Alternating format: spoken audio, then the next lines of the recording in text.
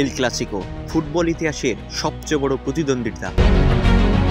প্রতিটি El Clasico একটি বিতর্কিত কাহিনীর নতুন অধ্যায় লিখেছে, একটি অন্তহীন নাটক যা সর্বত্র ফুটবল ভক্তদের কল্পনাকে ধরে রাখতে থাকে। যখন রিয়াল মাদ্রিদ ও বার্সেলোনা মাঠে নামে তখন পুরো বিশ্ব তাকিয়ে থাকে, কারণ এটি একটি শুধু ফুটবল ম্যাচই নয়, এটি সংস্কৃতি, ইতিহাস, মতাদর্শ এবং ক্রীড়া ঐতিহ্যের সংঘর্ষ। এল ক্লাসিকোর শিকড় এক শতাব্দীরও বেশি সময় ধরে বিস্তৃত। প্রথম আনুষ্ঠানিক ম্যাচটি 1902 সালে অনুষ্ঠিত হয়েছিল, তবে স্প্যানিশ গৃহযুদ্ধের সময় এবং ফ্রাঙ্কোর একনায়কত্বের সময় এই প্রতিদ্বন্দ্বিতা আরও তীব্র হয়ে ওঠে। মাঠে উভয় ক্লাবই নিজেদের উত্তরাধিকার নিয়ে গর্ব করে।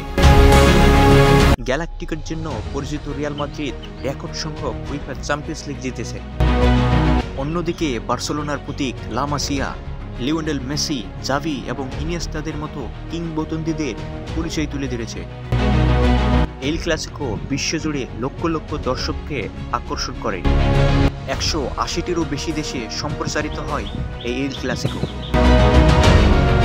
90 মিনিটের পরেও এল ক্লাসিকোর প্রভাব মাঠের বাইরেও সমানভাবে বিস্তৃত থাকে। আধুনিক যুগ সাম্প্রতিক বছরগুলোতে মেসি এবং রোনালদোর চলে যাওয়াও প্রতিদ্বন্দ্বিতার তীব্রতা কমাতে পারেনি।